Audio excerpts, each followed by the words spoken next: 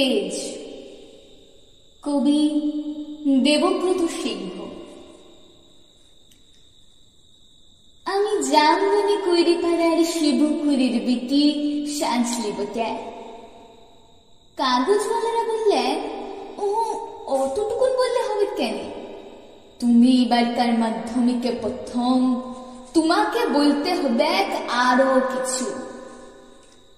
টিভিওয়ালারা বললে, তুমি খ্যাত মজুরের মেয়া, তুমি কি করে কামিন খাটে মাধ্যমিকে প্রথম হলে সেটা তোমাকে বলতে হবে খুলে।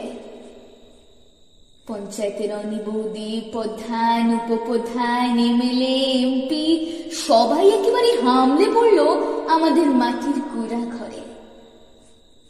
জামবনি স্কুলের হেডমাস্টার কোন বিহান বেলায় টিনের আগর খুলে হাক্কে ডাক্কে ঘুম ভাঙাই। খবরটা যখন প্রথম শোনালে তখন মাকে জানাই শুয়েছিল আমি। কুড়া ঘরের ঘুটঘুটা অন্ধকারে হেডমাস্টারকে দেখে মায়ের পাড়া আমিও চোখ কচালে হা হয়ে ভেবেছিলুম, এ কি স্বপ্ন দেখছি নাকি? স্যার বললে এটা স্বপ্ন লয়, সত্যি বটে। কথাটা শুনে কাঁদে ভাষায় ছিল মমৃদুমা পিটি। আজ বাপ বেঁচে থাকলে আমি মানুষটাকে দেখাইতে পারতুম, আমি দেখাইতে পারতুম বহুত কিছু। আমার বুকের ভেতরে যে তেজাল সন্ধ্যা বাতিটা জ্বালাইছিল মানুষটা, সেই বাতিটা আজকে কেমন আমাদের কুড়া ঘরটাকে আলো করেছে সেটা দেখাইতে পারতুম। আপনারা বলছেন বটে, তোমাদের মতো মেয়ারা যদি উঠে আসে তাহলে ভারতবর্ষ উঠে আসে। কথাটা শুনতে কিন্তু খুব ভালো, কিন্তু উঠে আসার রাস্তাটা যে এখনো তৈরি হয় নাই। খাড়া পাহাড়ে উঠা যে কি জিনিস, বহুত দম লাগে, বহুত তেজ লাগে। আমি জামবনি কৈরিপাড়ার শিবপুরীর বিটি সাজলি। যখন থেকে হুশ হয়েছে তখন থেকে শুনে আসছি বিটি না মাটি। ঠাকুমা বলত, পরের ঘরে হেসে খেলবে তার আবার লিখা পড়া। গায়ের বাবুরা বলত, তুই কৈরিপাড়ার বিটি ছিলা, তোর কামিন খাটা ছাড়া গতি কি? বাপ বলত, দেখ সাজলি, মন খারাপ করলি তো হারে গেলি। শুন, যে যা বলছে বলুক, এইসব কথা এক কানে সিমালে আরেক কানে বার করে দিবি। তখন আমাদের বাবুপাড়ার কুচিল বেঘুরা ঘরে কামিন খাইত মা। ক্ষয় রোগের তালুসে মায়ের গতরটা ভাঙে লাই অতটা। মাঝে মধ্যে জ্বরটা আসতে বটে, জ্বর এলে মা চুপচাপ এগনাতে তালের পাতে শুয়ে থাকত। মনে আছে, সে ছিল এক জার কালের সকাল। রোদ উঠেছিল ঝলমলানি, ঝিঙা ফুলা রোদ। আমি সে রোদে পিঠ দিয়া গা দুলাই পড়ছিলাম ইতিহাস, ক্লাস 7-এর সামন্ত রাজাদের ইতিহাস। দেখো কিন্তু লোক পাঠিয়েছিল বার কতক। মায়ের জ্বর সে তারা শুনতে লাই যায়। আমাদের দিদি বুড়ি তখনও বাঁচে। কুলতলায় বসে ছেঁড়া কম্বল মুড়ি দিয়ে বিড়ি ফুঁকছিল বুড়ি।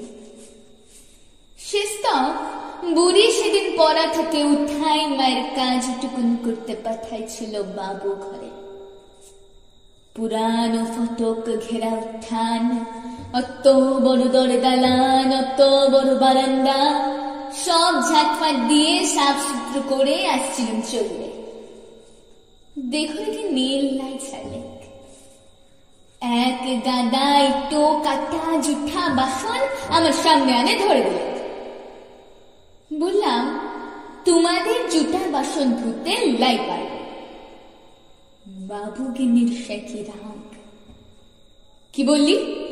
আরেকবার বল দেখিনি। যতটুকুন মূল নয় তত বড় কথা।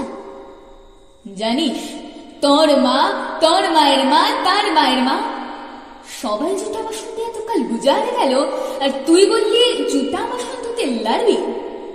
বললাম, হ্যাঁ, তোমাদের জুটা বাসন আমি ধুতে লাড়ব, তোমরা লোক দেখে লাগবে, আমি চলব। কথাটা বলে গদগদ করে বাবু গিন্নির মুখের সামনে আমি বেরোয় চলে আসছিলাম।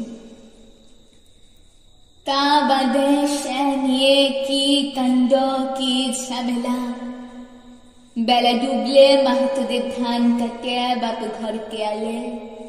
দু পাতা লিখা পড়া করা নাতনির ছোট্ট মুখে বড় থুতির কথা 7 কাহন করে বলেছিল দিদি বুড়ি।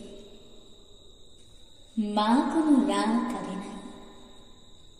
আঘুন মাসের সন্ধ্যাবেলায় এগনাতে আগুন জ্বালে গা হাত পা সেঁকছিল মা।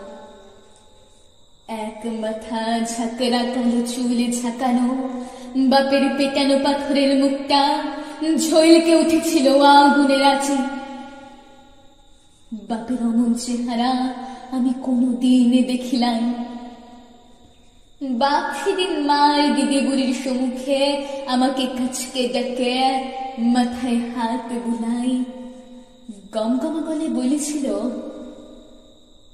যা করেছিস বেশ করেছিস। শোন, তোর মা, তোর মায়ের মা, তার মায়ের মা সবাই করেছে কামিনগিরি। বাবু ঘরে গতর খাটাই খাইয়েছে, তাতে হইছেটা কি? এই কথাটা মনে রাখবি সাজলি। তুই কিন্তু কামিন হওয়ার লাগে জন্মাসলাই। যত বড় লাট সাহেবই হোক না কেন, কারুর কাছে মাথা নুয়াই নিজের তেজ বিকাবিলা। এই তেজ টুকুনের লাগে লিখা পড়া শিখাচ্ছি তোকে। না হলে আমাদের হা ভাতা মানুষের ঘরে আর আছে এটা কি? আমি জামগুনি কুইরি পাড়ার শিবু কুইরির বিটি সাজলি। কবেকার সেই ক্লাস 7-এর কথা ভাবতে যায়, কাগজওয়ালা টিভিওয়ালাদের সামনে এখন কি যে বলি। তালপাতার রদ দিয়ে ঘেরা গোবুল্লতার এগনাতে লোককে এখন লোকাকার। তার মাঝে বাঁশি বাজায়, জিপ গাড়িতে চাপে আগু পিছু পুলিশ নিয়ে মন্তিয়ালে ছুটে। কোথায় সাজলে কুড়ি, কোথায়? বলতে বলতে বন্দুকদারি পুলিশ নিয়ে সোজা আমাদের মাটি কুইরা ঘরে। হেড স্যার বললে, প্রণাম কর সাজলি, প্রণাম কর। মন্ত্রী তখন পিঠ চাপড়ালেন। পিঠ চাপড়াই বললে, তুমি কামিন থেকে মাধ্যমিকে প্রথম, তাই তোমাকে দেখতে আলো। সত্যি বড় গরিব অবস্থা। তোমাদের মতো গরিব ঘরের মেয়েরা যাতে উঠে আসে, তার লাগে তো আমাদের পার্টি, তার লাগে তো আমাদের সরকার। লাও 10,000 টাকার চেকটা এখন লাও। শুনো, আমরা তোমাকে আরো টাকা তুলে দিব, ফুল দিব, সম্বর্ধনা দিব। এই টিভির লোক, কাগজের লোক কারা আছেন এদিকে আসুন। তখনই ছোট বড় কত রকমের সব ঝলকে উঠল ক্যামেরা, ঝলকে উঠল মন্ত্রীর মুখ। না না, মন্ত্রী নয়, ঝলকে উঠল আমার বাপের মুখ। গনগনা আগুন পাড়া আগুন মানুষের মুখ। আমি তখনই বলে উঠলাম, না না, এই টাকা আমার নাই লাগবে। আর আমাকে যে ফুল দিবেন, সম্বর্ধনা দিবেন, আর দাদার টাকা তুলে দিবেন, তাও আমার নাই লাগবে। মন্ত্রী তখন ঢোক গিললেন।